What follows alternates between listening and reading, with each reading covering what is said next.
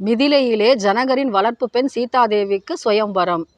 சிவதனுசை யார் நானேற்றி அந்த சிவதனுசை முறிக்கிறார்களோ அவர்களுக்கே என்னுடைய புத்திரியான சீதா பிராட்டியை கல்யாணம் செய்து வைப்பேன் என்ற முரசை அறிவிக்கிறார் ஜனக மகாராஜா.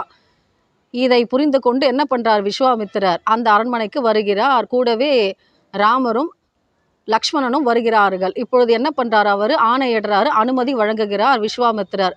தன்னுடைய குலகுரு வசிஷ்டரை மனதில் நினைத்து கொண்டு சிவபெருமான் கொடுத்த சிவதனுசை ராமர் என்ன பண்றாரு, நானேற்றி அந்த சிவதனுசை முறிக்கிறார். இப்பொழுது ராமருக்கும் சீதைக்கும் கல்யாணம் நடந்தது, இது நமக்கு தெரியும். ஆனால் அன்று ராமருடைய மற்ற தம்பிகள் 3 பேருக்கும் கல்யாணம் செய்தாகிவிட்டது. என்னன்னா, ஜனகருடைய பெண் ஊர்மிளைக்கும் லக்ஷ்மணனுக்கும் கல்யாணம் நடந்தது. மற்றும் ஜனகருடைய தம்பி குசத்வஜருக்கும் அவருடைய 2 பெண்களுக்கும் அன்று கல்யாணம் நடந்தது. என்னன்னா, பரதன் மாண்டவியையும் சத்ருக்னன் சுருதகிருத்தியையும் மணந்தார்கள். இப்படி தசரத மகாராஜாவின் 4 புத்திரர்களுக்கும் கல்யாணம் சிறப்பாக நடந்தேறியது.